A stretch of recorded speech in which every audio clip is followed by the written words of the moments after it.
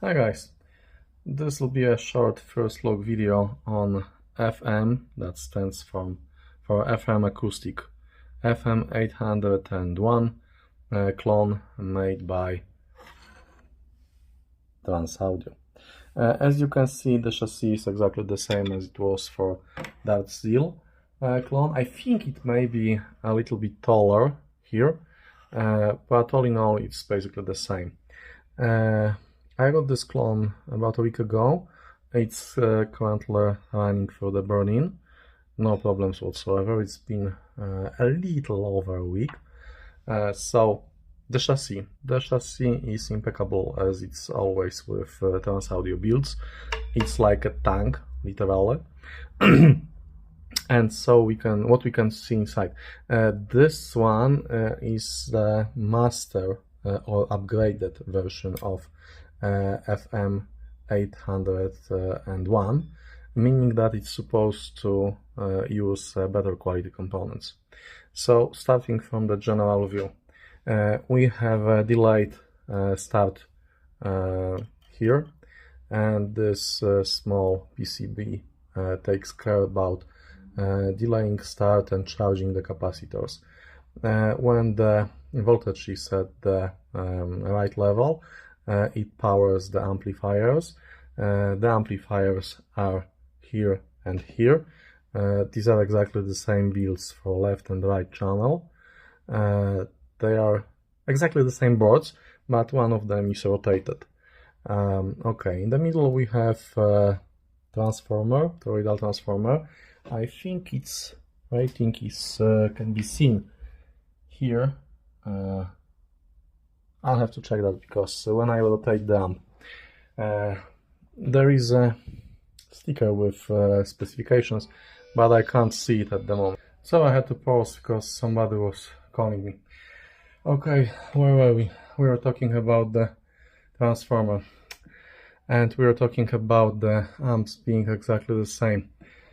Okay, so the amps are using Elna capacitors, 10,000 microfarads each, rated for 80 volts and 85 degrees centigrade. So each channel has its own power bank of 40,000 microfarads. The amplifiers are using ceramic resistors.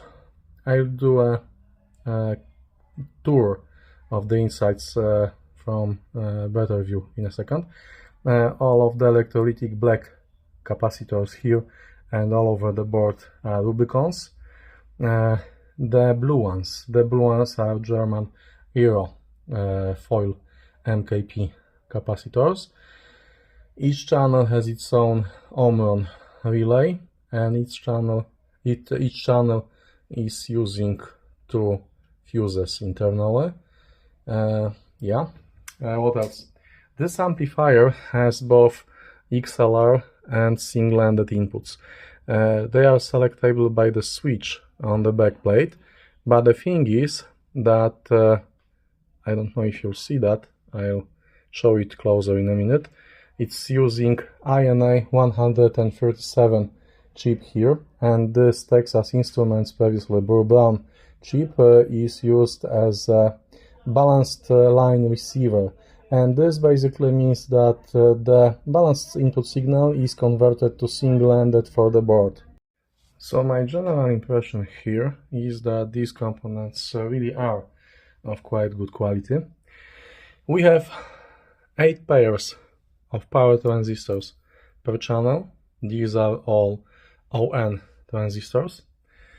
Second channel is exactly the same. So all in all, 16 pairs of power transistors here. And what else? We can see some smaller transistors here with radiators.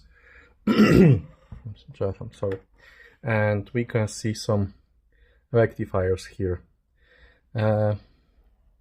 What's also interesting here is that if you take a look, and I'll do a close-up in a second, you'll see that the speaker tap wires are actually quite nice quality, and the same goes for the input level audio signals. signal cables. These are also a very nice quality. Okay, so let's pause the video and switch the camera. Okay, so I had to remove my camera from the tripod so we can take a look at the things inside. And by the way, this rotating stand is absolutely the best. Okay, let's zoom in. Here we have balanced line driver. The blue capacitors are Nichicons, as you can see. Yep. Here we have Ohm relay, and you won't be able probably to see it right now, or maybe you are.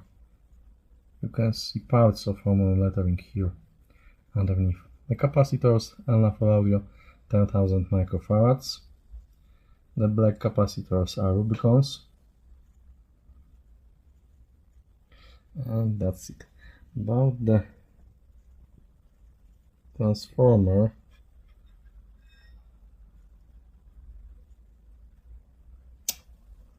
I don't think we'll be able to see the rating. I look for it in the specification by the manufacturer. Okay, so I rotated the amp. You can see the slow start board here with Ohm relays too. As you can see, the wiring inside is quite neat. There are no loose cables. These are the speaker tap cables I was talking about a second ago. And about the speaker taps, these are absolutely beautiful. I love them. Heavy, solid, they look very nice. As I said earlier, we can switch and select between balanced connection, XLR connection and single-ended. And let's rotate that again. Let's zoom in. Yeah, that's the thing. We have a XLR connector, sorry. These are the cables for audio input signal, and this is the switch for selecting inputs. Let's zoom out. Yeah, I've covered the capacitors, the blue ones, maybe the blue ones. Let's get one here. Yep, German Euro NKP capacitor, and the smaller ones are Evox. We also have a few of red German Vima here and there. I'll try to, yeah, and these are hiding here. No, on the white. Yep. These small ones are German Vima capacitors, the red ones. Yeah. So, all in all, really good, high quality parts. I like the build. It's very neat. Everything is built with nice quality components. The chassis is great, as always. So I'm very curious about the sound quality.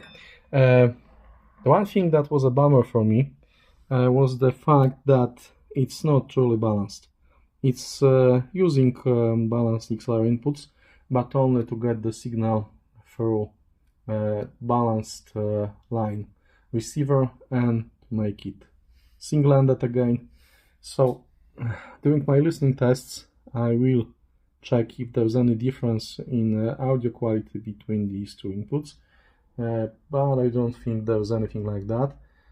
If any, the theory says that the single-ended inputs should sound better, a little bit better, because using balanced inputs here introduces another layer of signal transmission. I mean, it has to go through this balanced line receiver, and as long as this Texas Instruments chipset that we can see here has a very good audio analog parameters, I think it has signal to noise ratio in range of 106 decibels. So it's quite quiet when it comes to noise. The thing is that it's additional stage that your audio signal has to get through.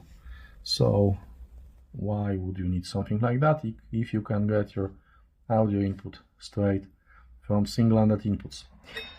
So, all in all, it's still better to have two inputs and to be able to switch between them than just to have one. Even if this is not really balanced, you can still use it to connect second preamplifier, second digital to analog converter, or something like that. Yeah, in the back we also have a power socket. It's a standard IEC connector, and it has integrated fuse compartment. So we have one fuse here for the whole amplifier, and then we have two fuses per channel inside. And I think that's it. I'll do another slow pass with my camera for you to see the details here. Maybe, oh yeah, Elna. I don't know if you can see that Elna capacitor here. Still very good. Okay. Yeah, the coils. The coils are looking like they've been handmade, and they look like a quality thing here. It was almost $1,000, shipping included, but I did use some AliExpress coupons. As you can see, the board is marked with Transaudio, and it's dated for 2021, December of 2021. The guys that are actually manufacturing these, they are doing revisions on the board. If they learn that something actually sounds better, or if there is something that can be corrected, they do another revision of the amplifier board. Most of these you're able to buy also as do-it-yourself toolkits. Yes, the rectifiers in the back, capacitors here, relay, speaker connectors. That's actually a neat thing. Can you see that? It's made specifically for this wire here. Yep. As I said, I like the build. I like the equipment quality. I think in some areas, some of these elements here are slightly better than in Dartzil clone, and it's almost twice as expensive as D5 Pro was.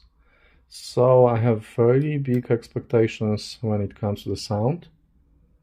Let's stay tuned for my full review. I think the burn-in will take another 2 or 3 days.